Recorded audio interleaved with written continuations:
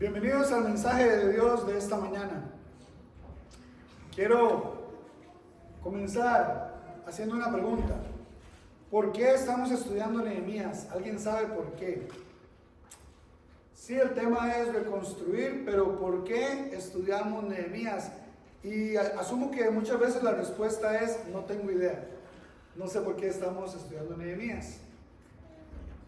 La Biblia se divide en dos partes. Y esto es algo básico que quiero que todos aprendan. Ayer las mujeres hicieron creo que una actividad, una dinámica, porque quieren aprender los libros de la Biblia, los 66 en orden, y es algo muy bueno. Es bueno. Tal vez ya no se usa tanto la Biblia física como antes. Antes era esencial que usted supiera dónde estaba una carta y dónde estaba un profeta. Ahora se busca más en el teléfono y lo hace más fácil, pero también nos vuelve un poquito más automáticos y no estamos preparados para cuando usamos la Biblia física. Se nos van olvidando. Bueno, la Biblia se divide en dos partes: Antiguo Testamento, Nuevo Testamento. Y el Antiguo Testamento tiene 39 libros y el Nuevo tiene 27 libros. En el Antiguo Testamento, en esos 39 libros, tenemos, por ejemplo, todos estos, entre los cuales está Nehemías. ¿Ok? Para que tengan una noción del tiempo, arriba más o menos unos 2000 años y abajo llevamos más o menos 2000 años, más o menos. Pero para que usted entienda también noción del tiempo entre libros, del último profeta, esos son los profetas menores, está allá arriba, donde está Oseas y Nahum y todos ellos. Del último profeta al Nuevo Testamento a Mateo hay más o menos 400 años de silencio. Nadie escribió nada, esperando la venida de Jesús. Ahora, por ejemplo, de Josué, vean esta lista donde está Nehemías. De Josué a Nehemías hay más o menos 900 años. ¿Entienden lo curioso de la Biblia? De Josué a Nehemías hay más o menos 900 años. ¿Ok? Entonces, ¿por qué estamos estudiando Nehemías? Es la pregunta. Si Nehemías está en el Antiguo Testamento. Y bueno, quiero que vean lo que dice 1 Corintios 10. 1 Corintios 10, versículo 1. Dice: no quiero que desconozcan, hermanos, que nuestros antepasados estuvieron todos bajo la nube y que todos atravesaron el mar. ¿Ok?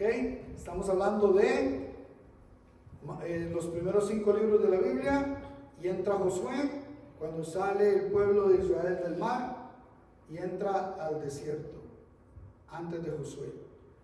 Entonces dice: no quiero que desconozcan que nuestros antepasados atravesaron el mar.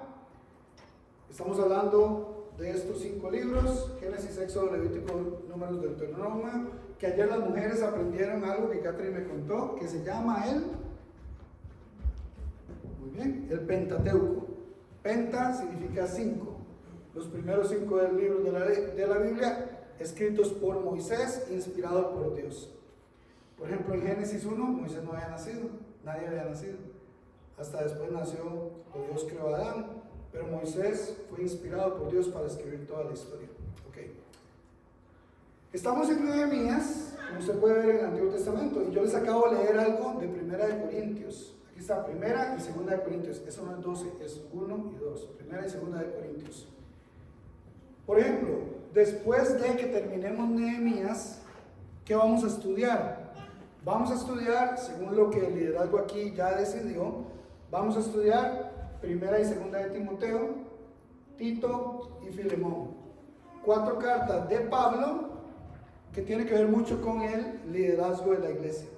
Tiene que ver mucho con la organización de la iglesia. Okay. Seguimos leyendo en 1 Corintios 10. Les puse aquí las flechas para que sepan dónde estamos en la Biblia. Entonces, 1 Corintios 10 dice, el versículo 5: Sin embargo, la mayoría de ellos no agradaron a Dios. Nuestros antepasados cruzaron el mar, pero no agradaron a Dios, y sus cuerpos fueron tendidos en el desierto. Murieron en esos 40 años en el desierto. Y dice el versículo 6, todo eso sucedió para servirnos de ejemplo. Hablábamos en la clase hoy de ejemplo. Nos sirve de ejemplo, pero de mal ejemplo. Todo nos sirvió de ejemplo a fin de que nosotros no seamos apasionados por lo malo como ellos lo hicieron. ¿Entienden? ¿Cuál es el punto? Y si usted pudiera resumir, y si usted pudiera sacar esto de la Biblia, y si alguien le pregunta a usted, ¿por qué ustedes leen el Antiguo Testamento si no aplica para nuestros días? Si los 10 mandamientos y guardar el sábado y todo eso ya no aplica, ¿por qué? Aquí está la respuesta. ¿Entienden? En el Nuevo Testamento está la respuesta de por qué usamos el Antiguo Testamento. La respuesta es porque nos da ejemplo, pero mucho de qué no hacer. ¿Tiene eso sentido? ¿Un poquito para usted? Nos da ejemplo de qué no hacer. Ok, seguimos entonces. Dice entonces, esta pregunta tengo yo para ustedes. ¿Tenemos que construir un muro en Jerusalén porque Nehemías lo hizo? La respuesta es no. No tenemos que construir un muro en Jerusalén. Ese es el problema, que si nosotros leemos Nehemías y no entendemos el contexto y la diferencia entre el Antiguo y el Nuevo Testamento, muy posiblemente yo les pueda decir a ustedes, hermanos, vendan todo, compremos boletos, vamos para Jerusalén, vamos a construir el muro porque Nehemías dice que había que construir el muro. ¿Entienden? Es fuera de contexto. Les estoy dando una mala enseñanza. Estamos aprendiendo de la Biblia, pero lo estamos aprendiendo mal. No tenemos que hacer como Nehemías. Lo que sí podemos hacer es esto.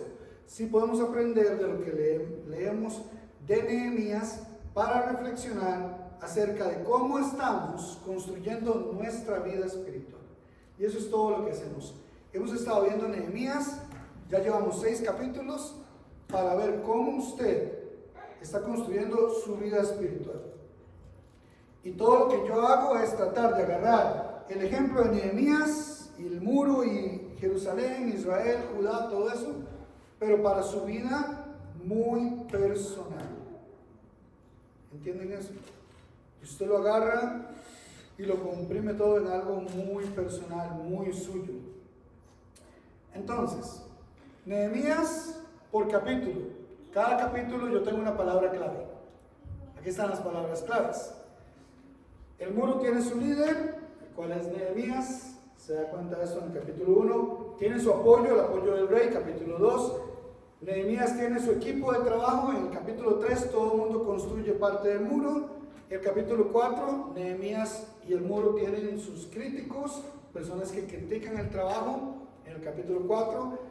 El capítulo 5, la semana pasada lo vieron un poquito con Derek. Yo no estaba porque estaba enfermo, pero Derek habló un poquito acerca de la prioridad, acerca de las cargas y la prioridad.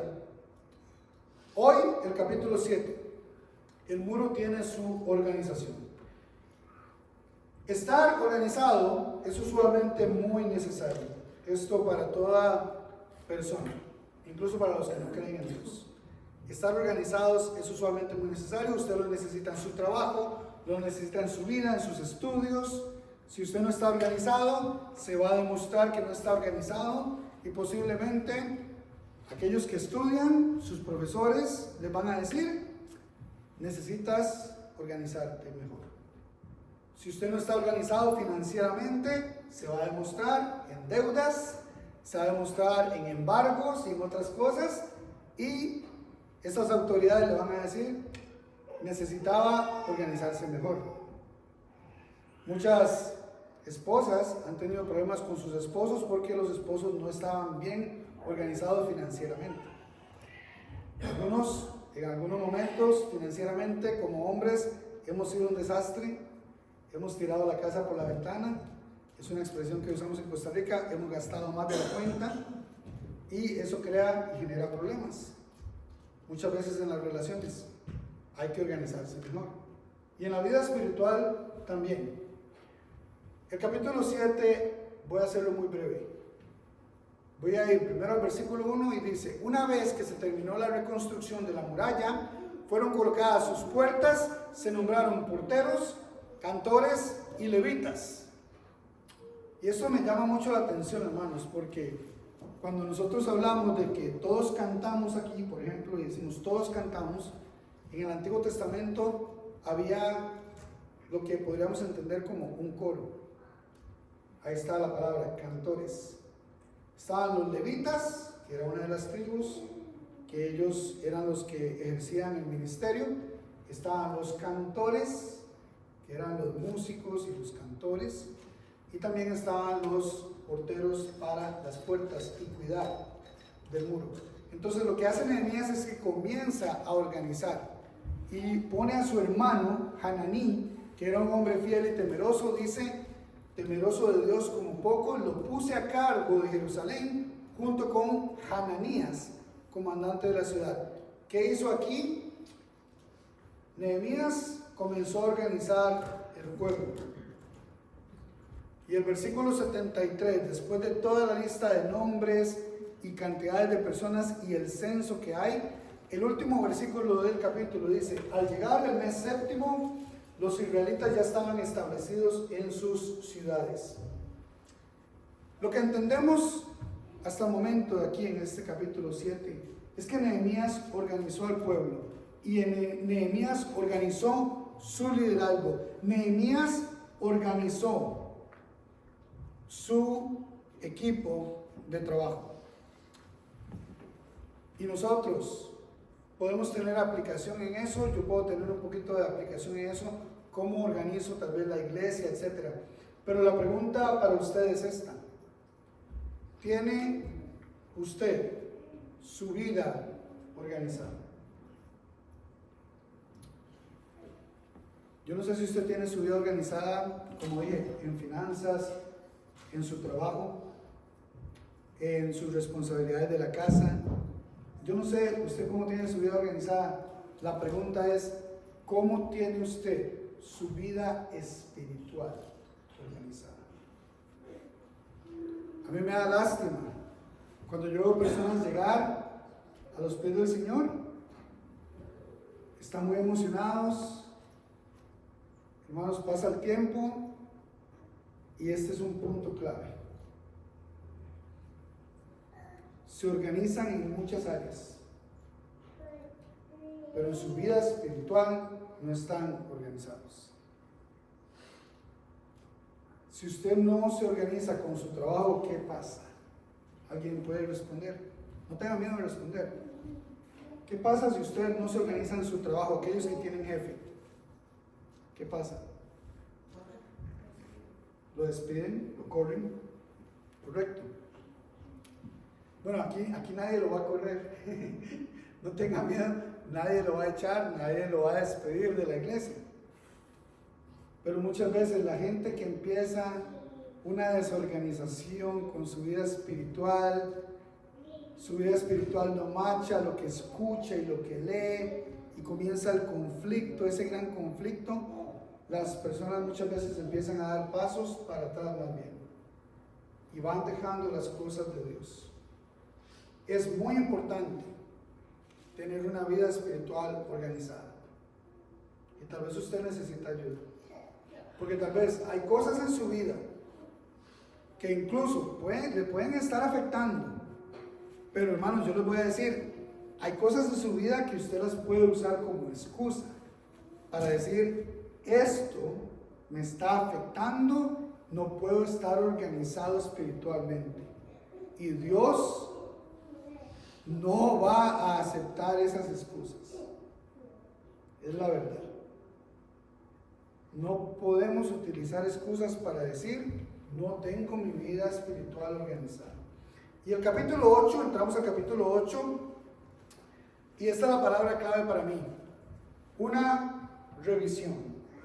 Es muy importante revisarnos. Revisarnos es usualmente muy necesario. Y aquí quiero ver algunos versículos en el capítulo 8. Por ejemplo, en el versículo 1 dice, entonces todo el pueblo, como un solo hombre, todos unidos, se reunió en la plaza que está frente a la puerta del agua y pidió al maestro Esdras traer el libro de la ley que al Señor había dado a Israel por medio de ¿quién? De Moisés. El libro de la ley que Dios le dio ¿a quién? A Moisés. ¿Cuántos libros fueron? 5. También conocido como el Pentateuco. Muy bien, las mujeres aprendieron ayer. Entonces, quiero subrayar en el versículo 2 esto. Así que el día primero del mes séptimo, para usted y para mí el mes séptimo de julio, 1 de julio, para ellos no, calendario es diferente. Nosotros tenemos el calendario gregoriano que inventó un romano después de Cristo. Este calendario es diferente. Así que el día primero del mes séptimo, subrayo, más adelante vamos a ver eso. Dice, el sacerdote Esdras, que es el libro que va antes de Nehemías, pero antes, mucho antes, en los tiempos de Jesús, después de cuando se puso la Biblia, era un solo libro, Esdras y Nehemías. 400 años después de Cristo lo dividieron, no sé por qué, pero dividieron a Esdras y Nehemías en 2 libros. Entonces, estamos viendo Nehemías, pero vemos ahora a Esdras, porque era el mismo libro. El sacerdote Esdras llevó la ley ante la asamblea, que estaba compuesta de hombres y mujeres y de todos los que podían comprender la lectura. Esdras lleva ahí la ley y la leyó en presencia de ellos desde el alba, desde la mañana hasta el mediodía. Por eso el próximo domingo vamos a comenzar a hacer esto, desde el alba hasta el mediodía. No, mentiras, es una broma, no se preocupen, no vamos a hacer eso. Pero Esdras leyó, hermanos, desde el alba, desde el amanecer hasta el mediodía, en la plaza que está frente a la puerta del agua. Todo el pueblo estaba muy atento a la lectura del libro de la ley. Versículo 8. Ellos leían con claridad el libro de la ley de Dios y lo interpretaban de modo que se comprendiera su lectura. ¿Alguna vez ha utilizado o ha necesitado un versículo que le dé evidencia de lo que yo hago? Aquí está. Algunos de ustedes dicen, pero ¿por qué tenemos que sentarnos media hora a escuchar a Diego hablar? Bueno, aquí hay un versículo del Antiguo Testamento. Ellos leían el libro que leemos nosotros, la Biblia, dice, y lo interpretaban de modo que se comprendiera su lectura. Entonces yo doy una interpretación para que ustedes entiendan lo que estamos leyendo de Nehemías. Eso es lo que estamos practicando, ¿ok? Más o menos. Llegamos al versículo 13 y dice, al día siguiente, los jefes de familia, junto con los sacerdotes y los levitas, se reunieron con el maestro Esdras para estudiar las palabras de la ley. Subrayo, para estudiar las palabras de la ley. Al día siguiente, ya no era solamente el sermón, ahora era la clase. Necesita un versículo para entender por qué hacen clases, por qué estudian entre semana, por qué se reúnen en alguna casa a estudiar la Biblia, por qué se reunieron el sábado estas hermanas a estudiar la Biblia. El pueblo de Dios siempre lo ha hecho. Se reunieron para estudiar las palabras de la ley. En ese tiempo solo tenían esos 5 libros. Era lo que podían estudiar. Y vean lo que pasa en el versículo 14. Encontraron algo, estudiando. Encontraron escrito que el Señor había mandado a Moisés que durante la fiesta de ¿cuál mes? Encontraron que durante el mes séptimo, y todos se ven los relojes y los calendarios y dicen, ¿en qué mes estamos? En el mes séptimo. Ok. Encontraron que Dios le había mandado a Moisés que durante la fiesta del mes séptimo los israelitas debían habitar en ramadas. Eran unos altares con ramas de árboles y eran como unas tienditas de campaña, algo así. Hermano, ya tenían sus muros, ya tenían sus casas, vivían cómodamente. Dios le había mandado esto a los israelitas. Estamos hablando, hermanos, de Levítico. Levítico está allá. Nehemías está aquí. Dios le dio a Moisés toda la ley, la escribió o alguien la ayudó a escribir. Esos 5 primeros libros habían pasado 800 años. Habían pasado 800 años de que tenían la ley y se dieron cuenta que había algo que no estaban haciendo en el mes séptimo. Dice el versículo 15 que también tenían que pregonar en todas las ciudades y en Jerusalén esta orden: vayan a la montaña, traigan ramas de olivo silvestre, de arrayán, de palmera y de todo árbol frondoso, para ser enramadas conforme a lo que está escrito. ¿Qué hizo la gente? Versículo 16, la gente fue. Y la gente trajo todas esas ramas y las hizo enramadas en las azoteas, en los patios, en el atrio del templo de Dios, en la plaza de la puerta del agua y en la plaza de la puerta de Efraín. Toda la demás gente que no fuera judía, que tal vez los vio haciendo esto, si lograron verlos dentro de la muralla haciendo esto, seguro pensaron: están locos. Empezaron a hacer lechitos a puras ramas cuando ya tenían sus casas, cuando ya tenían sus muros. Pero ¿qué fue lo que los motivó a hacer eso? Que lo encontraron en la palabra de Dios, haciendo una revisión de la palabra de Dios. ¿Entienden eso? Porque ellos revisaron la palabra de Dios. Aquí está el versículo 17, dice: toda la asamblea de los que habían regresado hizo enramadas, habitó en ellas, como los israelitas no habían hecho esto desde los días de Josué. Hubo gran alegría. Otra vez les pongo la Biblia, el orden de los libros. Vean dónde está Josué. O sea, hermanos, de Levítico, que Dios le da a Moisés la ley, están en el desierto caminando 40 años. En Josué entran a la tierra prometida. En Josué entran a la tierra prometida y se les olvidó la ley. Desde los días de Josué no habían vuelto a hacer esto, lo dejaron a un lado, no lo volvieron a hacer. Ahora estaban en su tierra prometida, pasaron todos los jueces. Si usted lee de jueces, se olvidaban de Dios 40 años. Volvía Dios a mandarles un juez que era un libertador.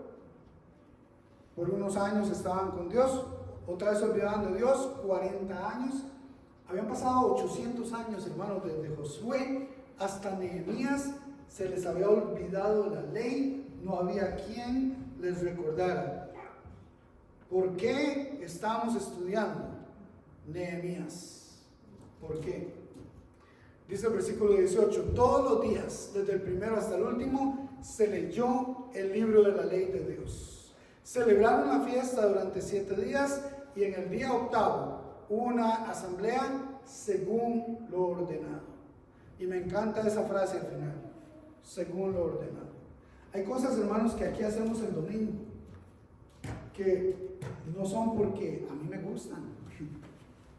O sea, yo no decidí, yo no dije: reunámonos un grupo de personas y comamos un pan y tomemos un juguito de uva y demos un poquito de ofrenda y escuchemos a alguien 30 minutos, y ese alguien soy yo, ustedes me tienen que escuchar a mí, y además cantamos unas alabanzas. Todo cambia en su vida cuando usted dice según lo ordenado. Yo en estos días estoy cumpliendo 26 años desde que me bauticé para perdón de los pecados. Tenía 14 años, ya tengo 40. Y en estas fechas, en uno de esos domingos, en el año 99, me bauticé yo, hace 26 años. Nuestra hermana Sugey acaba de cumplir 1 año de ser bautizada. Y hermanos, es una carrera, se vuelve una carrera, se vuelve una profesión. Hasta Pablo lo menciona la palabra profesión. Se vuelve, no el ser predicador, el seguir a Jesús, un seguidor de Jesús. Ustedes y yo, seguidores de Jesús, se vuelve un estilo de vida. Y claro, podría ser rutinario, podría volverse rutinario, estar aquí y nada más automáticamente venir y hacer todo automáticamente. Hay que estar muy consciente de decir: estoy cumpliendo con algo ordenado. Pero no se trata solo del domingo, hermanos. El domingo es una parte tan pequeña. Es una parte tan pequeña. ¿Recuerdan que yo hice la pregunta, ¿por qué estamos estudiando Nehemías? Y yo les dije algo de Corintios, que es esto. Pablo les dijo, todo sucedió para servirnos de ejemplo, de mal ejemplo, a fin de que no hagamos como ellos. Eso es lo que nos dice Pablo. Cuando llegamos aquí a la Biblia podemos analizar Nehemías, todos esos años que pasaron, y llegamos a Mateo. Y este es el último texto donde quiero enfocarme hoy. Este es un texto, hermanos, para mí muy, muy importante. Y voy a concluir con este texto. Son 4 versículos. Nuestros niños, o yo cuando era niño lo conocí como el sabio y el necio. Mateo capítulo 7. Jesús termina 3 capítulos, el sermón del monte, con esta enseñanza. Dice, por tanto, todo el que me oye estas palabras, dice Jesús, y las pone en práctica, es como un hombre prudente que construyó su casa sobre la roca. Todas las personas que me escuchan a mí, dice Jesús, y pone en práctica lo que escucha de mí, será como un hombre prudente que construyó su casa sobre la roca. Dice, cayeron las lluvias, crecieron los ríos, soplaron los vientos y azotaron aquella casa. Con todo, la casa no se derrumbó. ¿Por qué? Porque estaba cimentada sobre la roca.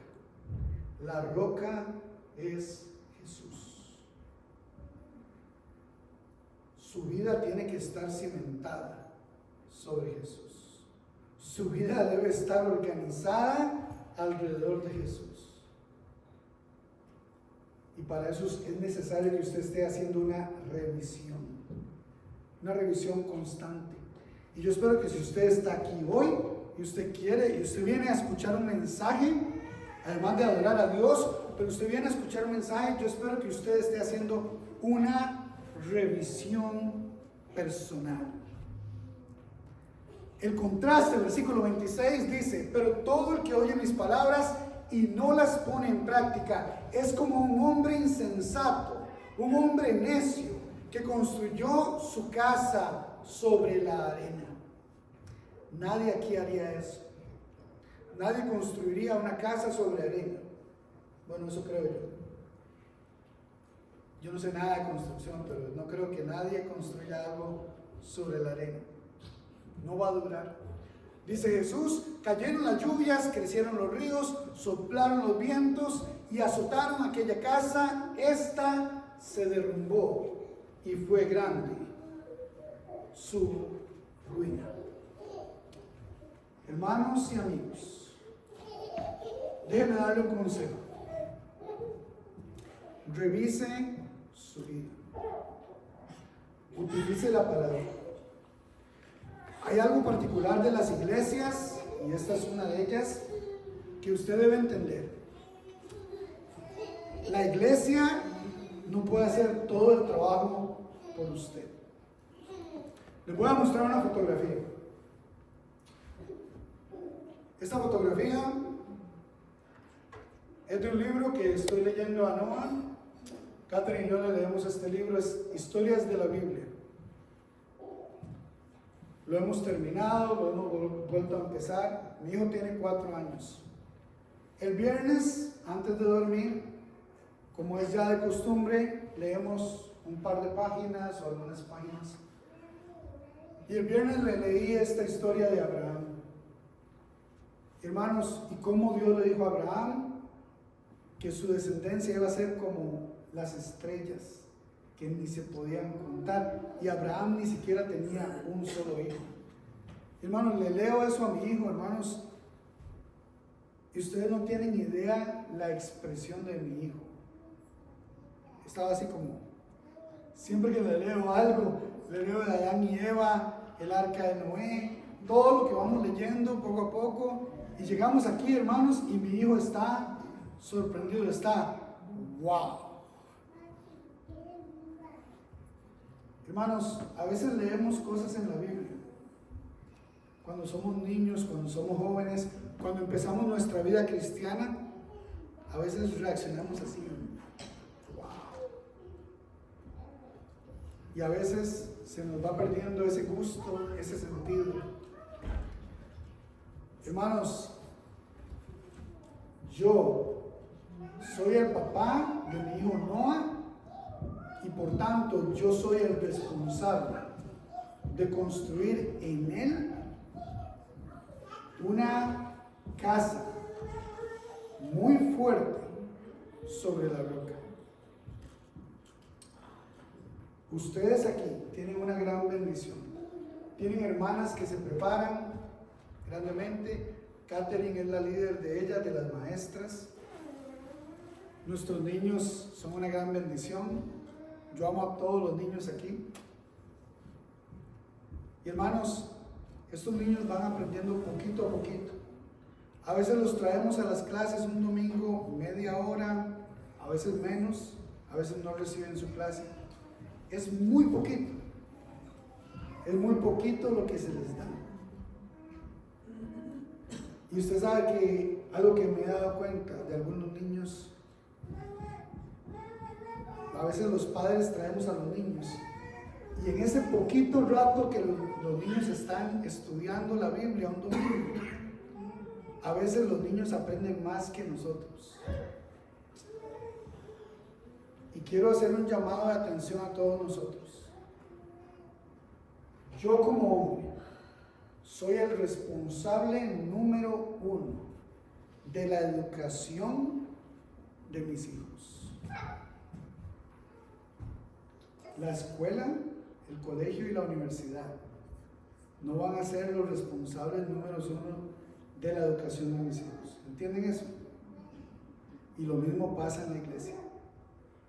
La educación espiritual de sus hijos, el mayor responsable no soy yo, no son las maestras, son ustedes. Cuando usted agarra esa responsabilidad y cuando usted dice, Dios en serio pretende que yo le enseñe y yo no sé nada, ¿qué quiere decir? Voy a aprender, voy a revisar. Tengo que revisar este libro, tengo que revisar la Biblia. Tengo que aprender porque el pueblo de Israel se le había olvidado que tenía que hacer algo tan importante por 800 años. Yo espero que usted entienda que estar organizado es usualmente muy necesario y que también estar revisando su vida espiritual es también usualmente muy necesario. Gracias por su atención, que Dios le bendiga y espero que esta lección tenga aplicación en su vida como lo tiene para la mía. Que Dios le bendiga.